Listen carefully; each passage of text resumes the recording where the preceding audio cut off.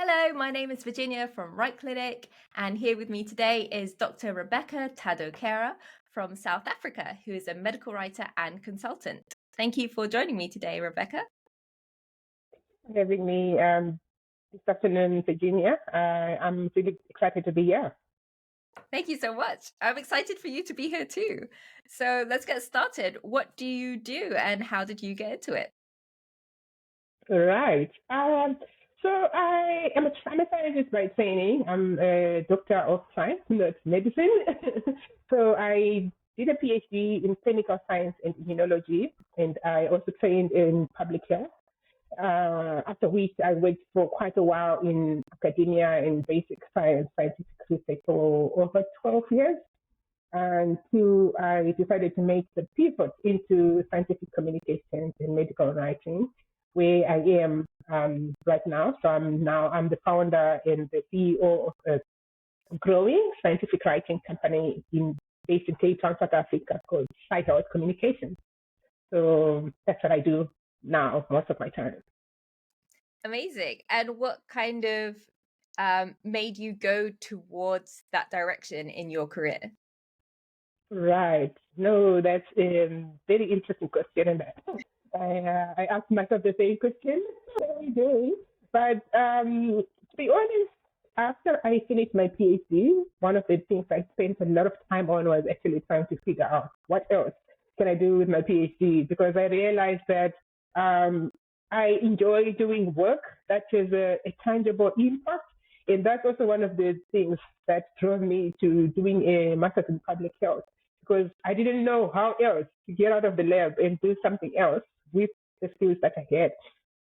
So, yeah, I would say it was a lot of serendipity, trial and error along the way, figuring out what resonates with me, what are my core values.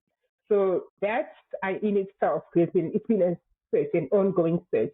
And when 2021 came around with the COVID pandemic, a lot of things changed. And one of the things that changed was the funding for TV work that I was doing. And so that kind of was like the catalyst that pushed me into scientific communications and medical writing about 2 years ago. So it's been a couple of years now in this space.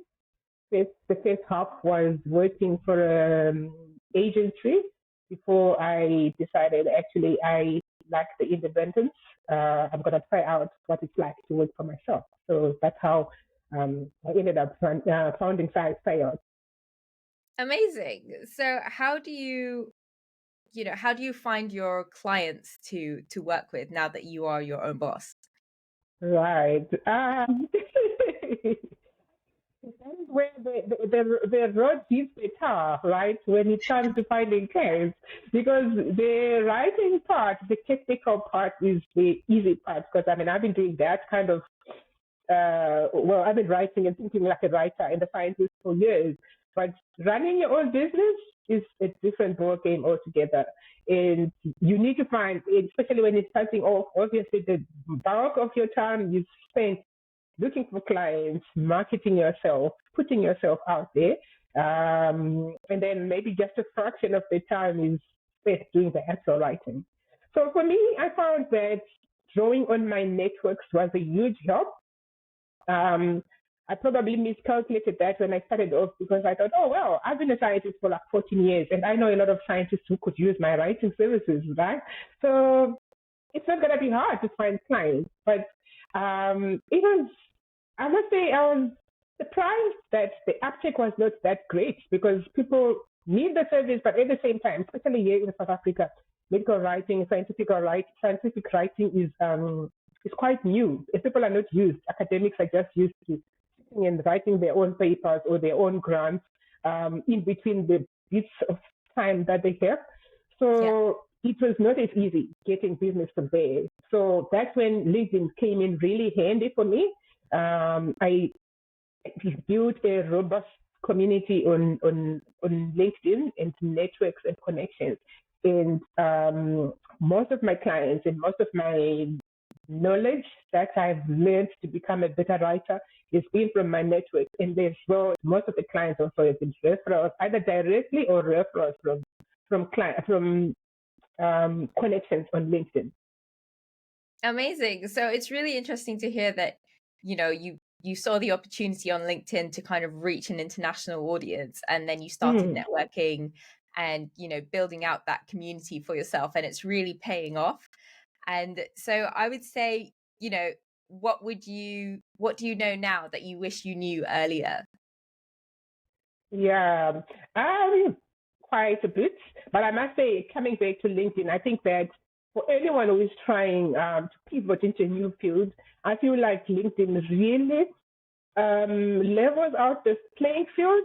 And I think that is really the one beauty of networking on LinkedIn. You have access to a whole lot of community beyond your immediate network. So I think that is the one takeaway and the one piece of advice I would give to anyone who is trying to pivot, be it into medical writing or to any other career that is new to you, right? Because when you're starting out, you only know the people in your network. Like I only knew academics because that's what I knew. But having said that, no one told you two things. I would say one is a lot of learning actually happens on the job.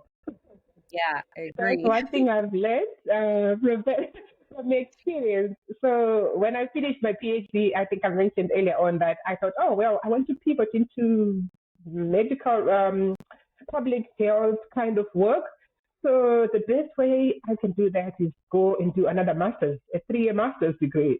And lo and behold, I was wrong because when I look back now, I probably used only like 10-20% of all the things that I learned from that degree, right? I mean, it was useful. I learned, I enjoyed that.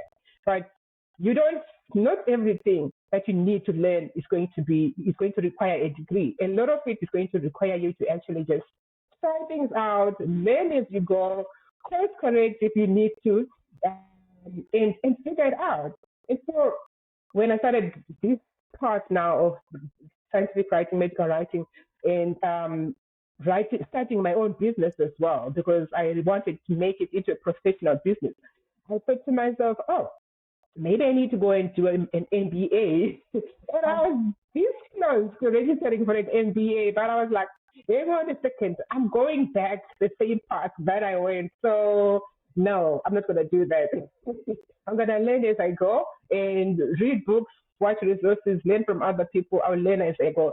So yeah, I always advise even the coaching clients that I work with that you don't need to have a degree for everything. Just go figure it out, try out, and then see where the gaps are in your knowledge, and then figure out if you need a degree for it. So yeah. I love that. That is so true. And that's definitely the way that I pivoted as well. Just basically trying stuff out as soon as possible and seeing what you like, and the gaps in your knowledge, to quote what you said. It's so important to identify those early and then just accept the gaps and then fill them in by doing the work. Yeah. That's amazing. So what's next? They call it failing forward. Yeah, failing forward. I love that. So what's next on the horizon for you? I've been through, so this is it's really coming to a year now of running my own business. So it's quite exciting. Just the day coming up. Yay. But I guess with still in the spirit of course correcting and adjusting as you go. I've been doing a lot of different things, trying out, seeing what works and what doesn't work over the past year, and seeing where the gaps are, because that's part of what you learn as well. The mindset shift from being a scientist who's just doing experiments to being a business owner, figuring out where the opportunities, where is the need, where are the gaps. And so for me, part of that has been learning really, and also where are my interests, because interests and passions, those also evolve over time. And I must say I've learned a lot in the past year than I probably would have learned in an MBA, in 1 year of an MBA class, for example. So with that in mind, I've really learned that I figured out that there's a lot of there's a huge okay, the opportunity, so is opportunity, and then there's also challenges. In terms of where the opportunities are right now, I feel like in South Africa, well, globally, if I even COVID is, if there's anything that COVID brought up, is just the need for innovation, technology innovation in the medtech space. And right now, there's quite an expansion drive globally in terms of innovations coming to the market and needing funding and that sort of thing. And I must say that Africa is lagging behind in that. We are slowly picking up, especially the biotech space in Cape Town, South Africa right now. It's picking up. And so that is a huge opportunity. But then the challenge comes now with coming to get the funding, the resources needed to scale up those kind of technologies. And for me, I found that is quite an exciting space for me to be in. So I'm increasingly working in that space where I'm actually working with clients, biotech or pharma companies that are trying to scale up technologies, look for funding, to fund the next phase of their innovation and to take it to the market.